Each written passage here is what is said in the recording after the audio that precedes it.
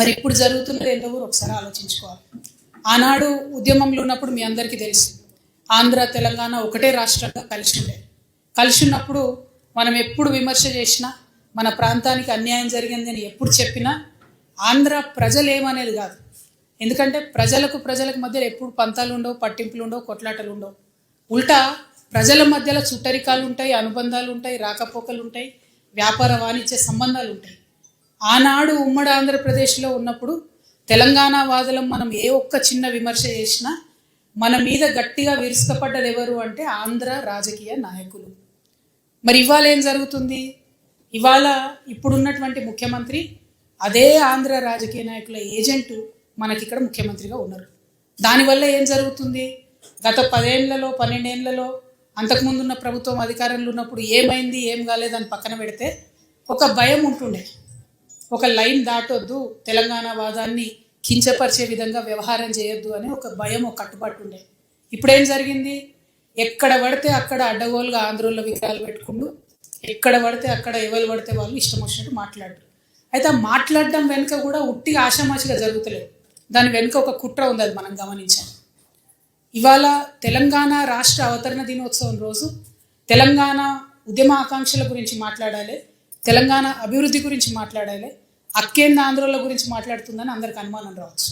కానీ తెలంగాణ ఉద్యమకారుల ఆకాంక్ష, తెలంగాణ ఉద్యమ ఆకాంక్ష మొట్టమొదటి వరుసలో ఏంటిది? మన అస్తిత్వాన్ని కాపాడుకోవడం, మన ప్రాంతాన్ని కాపాడుకోవడం, మన ఐడెంటిటీని కాపాడడం కోసం. ఇవాళ ఏం జరుగుతుంది? అక్కడ ఆంధ్రప్రదేశ్ రాష్ట్రం సపరేట్ అయ్యి మనలాగానే ఇవాళ 12 ఏళ్ళ నుండి 13వ సంవత్సరం వస్తుంది. ఈ 13 ఏళ్లలో అంత పెద్ద నాయకులు అన్ని పార్టీల అధికారంలోకి వచ్చినా అక్కడ కనీసం రాజధాని నగరం కట్టుకోలేకపోయినారు ఇప్పటి వరకు వాళ్ళు. అంతకుముందు ఆంధ్ర తెలంగాణ ఎందుకు కలిసినాయి? తెలంగాణ చక్కగా ఉన్న తెలంగాణ ఎందుకు ఆంధ్రలో వచ్చి కన్నేసి కలుపుకున్నారు? ఎందుకంటే ఇక్కడ రాజధాని బాగుంది కాబట్టి, కర్నూలులో మేము గుడారాలలో ఉంటున్నాం కాబట్టి మేము తెలంగాణలో కలవాలి, తెలంగాణతో కలుపుకోవాలని చెప్పి ఆనాడు మాట్లాడేది. ఇవాళ ఏం జరుగుతుంది? మరి 2 రాష్ట్రాలు అయిపోయినాక అక్కడ రాజధాని కట్టుకున్నారు వాళ్ళు? కట్టుకోలేకపోయారు. 2 పార్టీలు కూడా విఫలమైనవి. ఇప్పుడు ఉన్నటువంటి ఆంధ్రప్రదేశ్ ప్రభుత్వం ఏదైతే సంకీర్ణ ప్రభుత్వం ఉన్నదో, బీజేపీ, పవన్ కళ్యాణ్ గారు, టీడీపీ, వీళ్ళందరూ కేంద్రంలో వాళ్ళకు కొంత అధికారం ఉంది కాబట్టి ఏం చేసిండ్రు? పార్లమెంట్లో అమరావతియే మా రాజధాని అని బిల్లు పాస్ చేసుకున్నారు. ఎంత విచిత్రం అంటే, భారతదేశంలో కేంద్ర ప్రభుత్వం పెత్తనం ఉండొద్దు రాష్ట్రాల విషయంలో అని మనం మాట్లాడుకుంటాం. కానీ అక్కడ ఏం చేసిరు? వాళ్ళు అసెంబ్లీలో తీర్మానం చేసుకోవాలి రాజధాని ఎక్కడని, తీర్మానం చేసుకోకుండా పార్లమెంట్లో తీర్మానం చేసి చేయంగానే ఏమైంది? అపోజిట్ ఉన్నటువంటి జగన్మోహన్ రెడ్డి గారు, మీరు ఈ తీర్మానం చేసిరు కరెక్టే, కానీ ఇందులో మావిగన్ అంటే మచిలీపట్నానికి, వైజాగ్కి, గుంటూరుకి అన్యాయం జరుగుతుంది కాబట్టి ఆ ప్రాంతాలను కూడా కలుపుకొని అక్కడ ప్రభుత్వ భూమి ఎక్కడ ఉంది, మీరు అక్కడ రాజధాని చేయండి అని ఆయన పొలిటికల్ బాంబ్ వేసిండు వీళ్ళ మీద. ఏంగానే ఏమన్నారే, మేము ఇంత పార్లమెంట్ దాకా పోయి చట్టం చేసుకొని వస్తే ఈ పొలిటికల్గా మనకు లాభం దొరకలేదేంది, దీన్ని కన్ఫ్యూజ్ చేయాలి, ఆగం చేయాలి, ఆంధ్ర ప్రజల అటెన్షన్ డైవర్ట్ చేయాలి అంటే ఏం చేయాలి? తెలంగాణలో మీద పడి ఏడవాలి. అప్పుడేమైతే ఆంధ్ర ప్రజలు మొత్తుకుంటారు, అరే వీళ్ళేంద్ర తెలంగాణ అది ఇదని. సో ఈ అటెన్షన్ డైవర్షన్లు ఏం చేసిండ్రు? ఒకటేమో ఇప్పుడు ఏదైతే capital area development agency authority అని పెట్టుకున్నారో ఆ ఏరియాలో ఈ జగన్ అన్న చెప్పిన మావిగాన్ని కూడా ఇంక్లూడ్ చేసిరు ఆ ఏరియాను కూడా. సో పొలిటికల్గా అట్లా బెనిఫిట్ చేసుకుంది. తర్వాత మహానాడు పెట్టిరు. మహానాడులో ఏం మొదలు పెట్టిరు? తెలంగాణ పదం డిక్షనరీని లేదని మన తెలంగాణతోనే అనిపించి, ఇవి మెడకాయ మీద తలకాయ ఉన్నాడు, ఎవడన్నా డిక్షనరీ లేదంటాడా తెలంగాణ పదం? ఏడున్నది తెలంగాణ? రాజ్యాంగం చెప్పింది, భారత రాజ్యాంగం చెప్పి రాష్ట్రం ఇచ్చింది. ఎవడి డిక్షనరీలో, ఆంధ్ర డిక్షనరీలో ఉందా లేదా మాకు అవసరం లేదు. తెలంగాణ ప్రజలు రక్తం మరిగించి ఆత్మాహుతులు చేసుకొని కొట్లాడితే రాజ్యాంగబద్ధంగా పార్లమెంట్లో పాస్ అయ్యి అలా రాజ్యాంగం ఇచ్చింది రాష్ట్రం, రాజ్యాంగం ఇచ్చింది తెలంగాణ.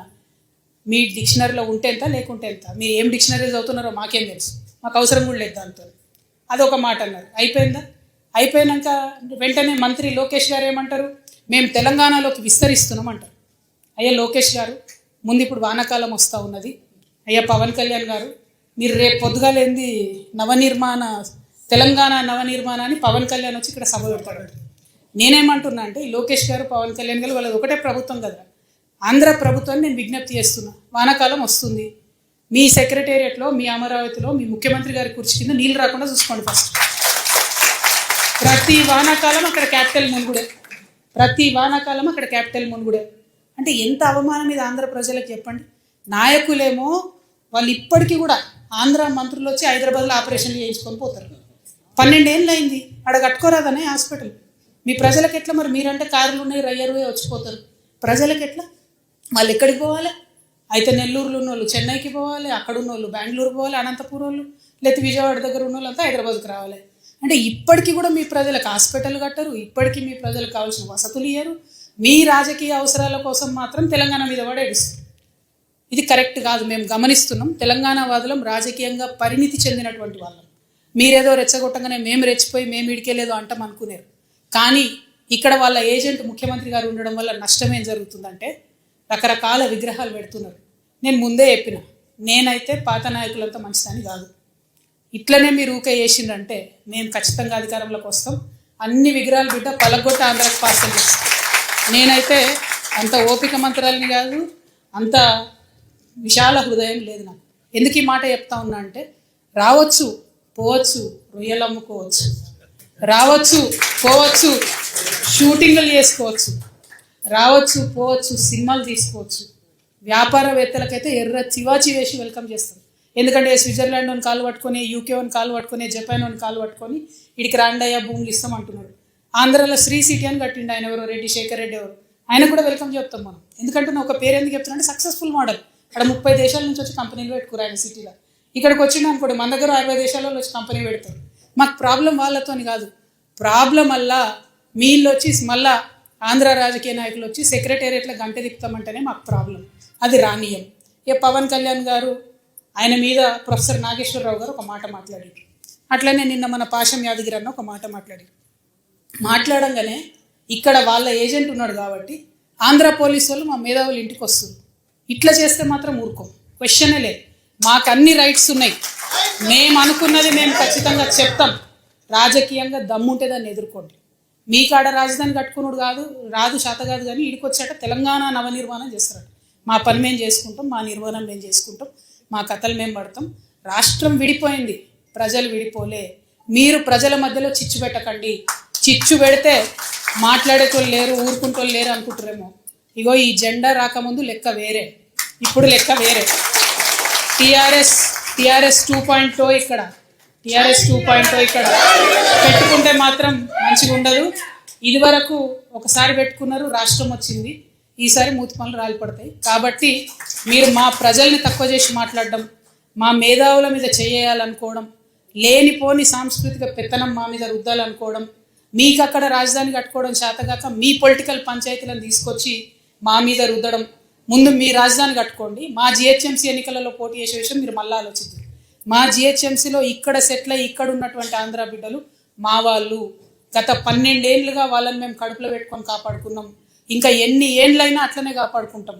తెలంగాణ వాళ్ళం ఎవరిని ఇబ్బంది పెట్టేటోళ్ళం కాదు. చుట్టపు చూపుగా వచ్చినా ఇంటికి వచ్చినా వాళ్ళని ఉన్నాం. వాళ్ళు మన దగ్గరే ఉన్నారు, మన దగ్గరే సెటిల్ అయిన, వాళ్ళతో ఇబ్బంది లేదు. రాజకీయంగా పెత్తనం చేస్తాం, సెక్రటేరియట్లో ఏలు పెడతాం, మీ విధానాలలో ఏలు పెడతాం, మీ నీళ్లు దోసుకుంటామంటే మాత్రం ఊరుకునేది ఉండదు. ఖచ్చితంగా చెప్తా ఉన్నాం. ఇవాళ మా ఉద్యమ ఆకాంక్షలో పరిరక్షణలో భాగంగా మొట్టమొదటిది మా అస్తిత్వాన్ని పరిరక్షించుకోవడం. ఆ అస్తిత్వాన్ని పరిరక్షించుకోవడంలో మీరు ఆంధ్ర వాళ్ళైనా సరే, ఇక్కడ ఆంధ్ర ఏజెంట్గా ఉన్న తెలంగాణ ముఖ్యమంత్రి అయినా సరే, తెలంగాణ అస్తిత్వాన్ని క్వశ్చన్ చేసే విధంగా మాట్లాడితే మాత్రం ఊరుకునేదే ఉండదని చెప్పి ఈ సందర్భంగా తెలియజేస్తూ, మరి ఇక్కడ ఉండేటటువంటి మన ఉద్యమకారులకు నేను రిక్వెస్ట్ చేస్తూ ఉన్నా. ప్రభుత్వాన్ని మనం పదే కోరినాం. 2.5 సంవత్సరాలు అయింది. ఉద్యమకారుల ఆకాంక్షలు నెరవేర్చండి, ఉద్యమకారులకు మీరు ఇచ్చినటువంటి వాగ్దానాలు నెరవేర్చండి అని పదే అడిగినాం. అడిగితే ఏం చేసిండ్రు?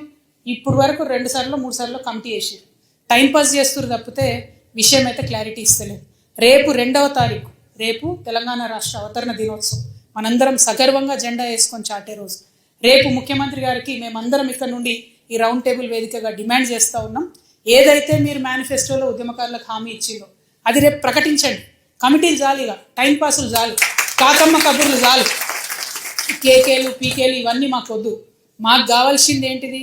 మీరు ఉద్యమకారులకు ఏదైతే ల్యాండ్ ఇస్తామన్నారో 250 గజాలు అది ఇవ్వండి. మీరు ఉద్యమకారులకు అమరవీరుల కుటుంబాలకు ఏదైతే పెన్షన్ ఇస్తామన్నారో అది ఇవ్వండి. ఏమేమైతే మీరు వాగ్దానం చేసిరో అది ఇవ్వండి. కేవలం కోదండరామ్ సారు ఒకరిద్దరు బెనిఫిట్ అయితే సరిపోదు.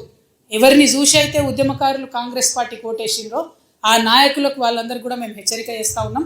మీరు ముఖ్యమంత్రి గారిని కన్విన్స్ చేయండి. రేపు రాష్ట్ర అవతరణ దినోత్సవం నాడు జరిగేటటువంటి ఆ స్పీచ్లో ఖచ్చితంగా ఉద్యమకారులకు డిసైడెడ్గా ఇవ్వాలి. లేకుంటే ఇదివరకే అనుకున్నాం మేము భూముల ఆక్రమణ చేసుకుంటామని, ఇవాళ వాస్తవానికి ప్రభుత్వ భూమిని ఆక్రమించుకునే కార్యక్రమం ఉండే. కానీ తెలంగాణ వాదులందరికీ కూడా ఈ ఆంధ్రోలు చేస్తున్నటువంటి కన్ఫ్యూజన్ని సవివరంగా వివరించాల్సినటువంటి అవసరం ఉండే కాబట్టి ఆ ప్రోగ్రామ్ని రౌండ్ టేబుల్కి మార్చుకోవడం జరిగింది. ఎందుకంటే మనం ఆగం కావద్దు. లోకేష్ బాబు నేను ఎక్స్పాండ్ చేస్తాను కానీ ఇదేం సామ్రాజ్యం కాదు, ఎక్స్పాన్షన్ కుదరదు. దాని వెనుకున్న విషయాన్ని అర్థం చేసుకోవాలి. వాళ్ళు అక్కడ లోకల్ పంచాయతీ ఉండి తెలంగాణకు వస్తాం ఇక్కడికి వస్తాం అంటారు. ఇదివరకు ఇక్కడికి ఆంధ్ర పార్టీలు వస్తే వాటికి ఇక్కడ ఎగ్జిస్టెన్స్ లేదనే పంపించారు కదా ప్రజలు. ఇది ప్రజాస్వామ్యం, ఎవరైనా రావచ్చు, పోటీ చేయొచ్చు. కానీ ప్రజలు ఓట్లేరు అన్న విషయం తెలిసింది కాబట్టే ఇక్కడ దుకాణాలు బంద్ పెట్టుకొని అక్కడ పోయిండ్రు. ఇవాళ రాజకీయాల కోసం మాట్లాడుతున్నారు. కాబట్టి ఆ విషయాన్ని మనం ఖండిస్తూనే మనకు మన రాష్ట్రంలో మన ప్రభుత్వం నుంచి రావాల్సినటువంటి అంశాల మీద, ఆకాంక్షల మీద అందరం కూడా మాట్లాడాలని చెప్పి మళ్ళొకసారి కోరుకుంటూ, ఇప్పుడున్నటువంటి ముఖ్యమంత్రి గారికి కూడా హెచ్చరిక చేస్తున్నాం. మీరు గోదావరి కావేరి లింక్ ప్రాజెక్టు పోలవరం నుంచి పోతుందంటే ఒప్పుకొని సంతకం పెట్టి వచ్చింది. నీటి హక్కులను వదులుకుంటున్నారు. కరెక్ట్ కాదు. కేంద్ర ప్రభుత్వంతో సత్సంబంధాలు ఉన్నాయని చెప్తున్నారు కానీ రాష్ట్రానికి రావాల్సిన నిధులు తెచ్చుకోలేకపోతున్నారు.